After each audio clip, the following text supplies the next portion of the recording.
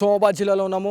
నిజామాబాద్ జిల్లాలోని శ్రద్ధానంద్ గంజ్లో అయితే ఉన్నాం. సో శ్రద్ధానంద్ గంజ్లో చాలామంది రైతన్నలు అయితే ఇక్కడికి వచ్చి ఏవైతే వడ్లను కాంటపెట్టే పరిస్థితి అయితే ఉంటుంది అని చెప్పేసి మనం మాట్లాడుకుంటూ ఉంటాం. కాకపోతే ఇక్కడ దాదాపు ఏవైతే ఈ వడ్లను తెచ్చిన తర్వాత ఆరబెట్టే ప్రయత్నం అయితే చేస్తారు. ఆరబెట్టే ప్రయత్నంలోనే ఈ అకాల వర్షాలు ఏవైతే రైతన్నలను నట్టేట మూస్తూ ఉన్నాయని చెప్పుకోవాలి. ఎందుకంటే దాదాపుగా కూడా ఇవి తడిసిన తర్వాత సరైనటువంటి రేటు కూడా రాదు. దాంతోపాటు చాలా కూడా ఇబ్బంది అయితే ఉంటుంది.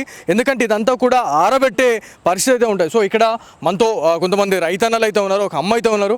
అమ్మ నమస్తే అమ్మ. అమ్మ ఏ ఊరు అమ్మ మీది? నిజామాబాద్. ఏ ఊరు నుంచి వచ్చారు? అంటే ఎక్కడ మీది పొలం ఉంది?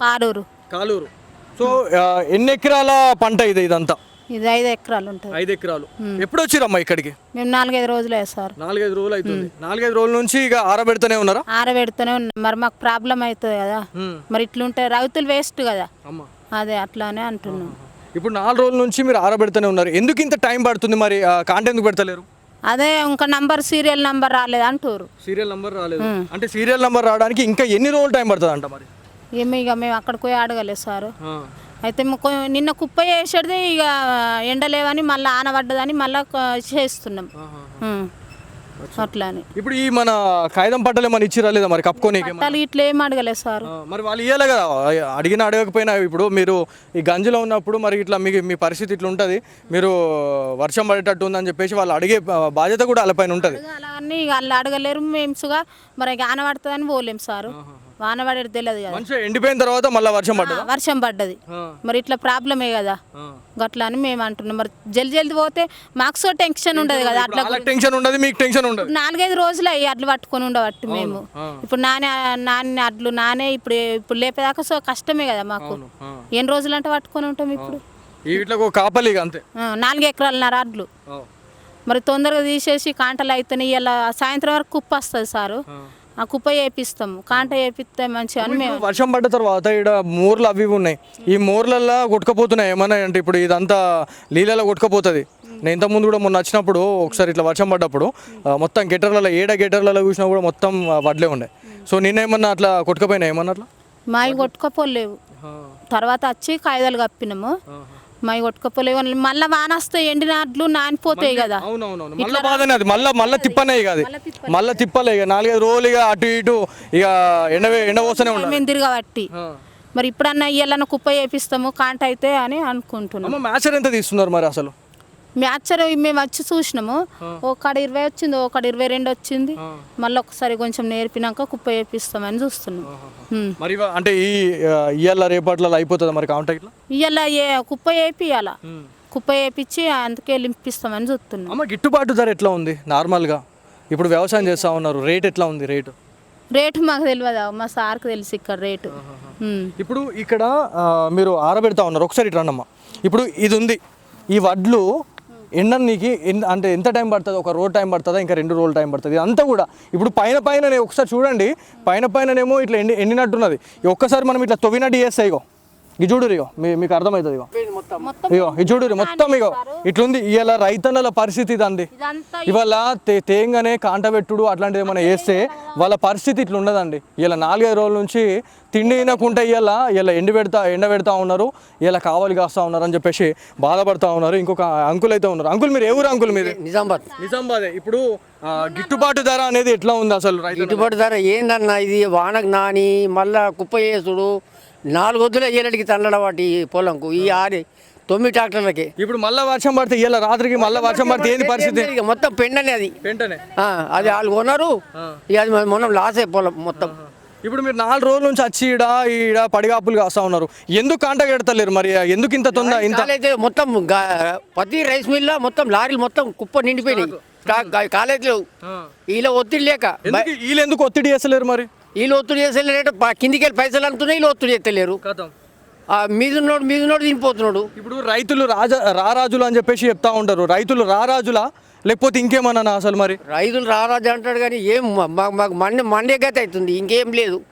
ఇక ఈ ఎవడు కొనకపోతే మందాయి కావాలి, ఇంకేం లేదు దీనికి మార్గం.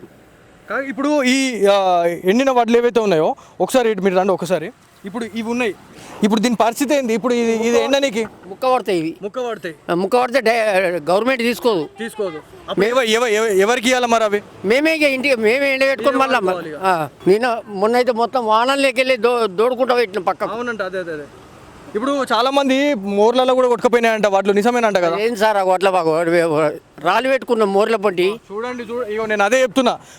నేను ఆల్రెడీ వచ్చినాను ఇక్కడికి. వస్తే చాలా మంది రైతన్నలు ఇక్కడ ఏవైతే ఈ వడ్లు ఏవైతే ఉన్నాయో ఈ వడ్లు మోర్లలో పోకుండా ఉండేందుకైతే ఇగో ఇట్లా రాళ్ళు పెట్టుకున్నారండి.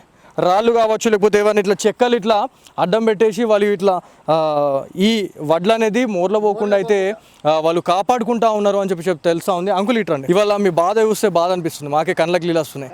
ఇలా మీరు 6 కాలం కష్టపడతా ఉన్నారు, పంట చేతికి వచ్చిన తర్వాత ఇలా కాంట పెట్టుకుందామంటే ఇలా ఇన్ని తిప్పలేంది అంకుల్. అసలు ఇది ఎప్పుడు మారుతాయి? మీరు రైతన్న బతుకు రైతు ఎన్నడికి మారాడు. మీదినోడు తినిపోతాడు, మధ్యలో చచ్చిపోతాడు. రైతు బంధు అన్నాడు, రుణమాఫీ అన్నాడు, ఏది మాపలేదు. ఏం లేదు 84 లక్షలు అట్లే ఉన్నాయి.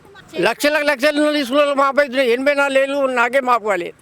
మీది ఏ పార్టీ మరి? మీది నాది అందరికి ఏదానికి ఏమన్నా దానికి వేసినాం ఓటు అంతే. పార్టీలను చూసి అంటే ఇప్పుడు ఓలు ఎట్లాంటి ఓట్లు ఎవరికి ఓట్లు వేసిరు అనే దానిపైన చూసి ఇదంతా రైతు బంధు ఏమన్నా రైతు రుణమాఫీ కావచ్చు, రాజుబాయితో కేసీఆర్ అప్పుడే మంచిగా ఉండే పాలన. 24 గంటలు కరెంట్, నెలకు 10,000 పింఛన్, మన ఎకరంకు 5,200 రూపాయలు కాపులోను రైతు బంధు.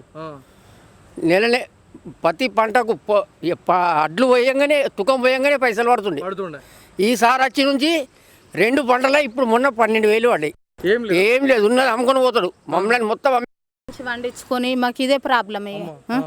గట్లానే మరి ఆ జల్ది పోతే మాకు మీకు రుణమాఫీ ఎందుకు కాలేదమ్మా? ఎందుకు బాధపడతా ఉన్నారు ఇంతగానం? రుణమాఫీ ఎందుకు కాలేదు మీకు? రుణమాపు కాలేదు, మరి కాలేదు మాకు సార్. అయినాక అవద్దని చెప్తామా?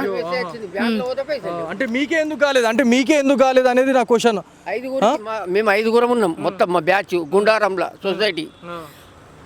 ఫోన్లో మెసేజ్ వచ్చింది మాపైనట్టు, బ్యాంకులో పోతే పైసలు లేదు. సో ఇది రైతన్నల పరిస్థితి. ఇలా సావన్న బతుకన్న అనే ఒక డైలమాలో ఉన్నాము.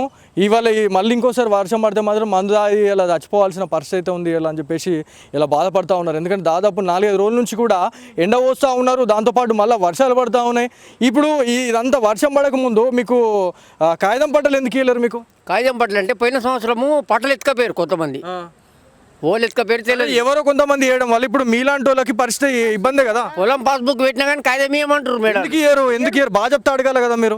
మేము పోయి అడిగినాము, వాళ్ళు అయితే పైసలు ఇస్తున్నారు, వాళ్ళకి ఇస్తున్నారు. మేడాలు కొత్త మేడాలు వచ్చిర్రు, వాళ్ళకంటే వాళ్ళకి ఇస్తున్నారు, మాకు ఇస్తలేరు.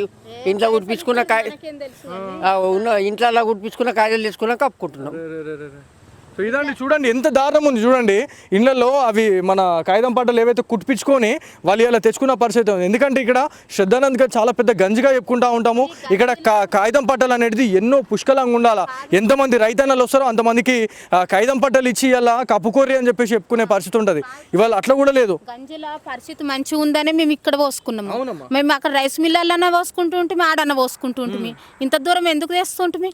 ఇప్పుడు గవర్నమెంట్కి అమ్మాలని అన్నారు, గవర్నమెంట్కి అమ్మాలన్నారు. మరి గవర్నమెంట్ తెచ్చినాక గిట్లా సతాయించినాక మా ప్రాబ్లం ఏంది?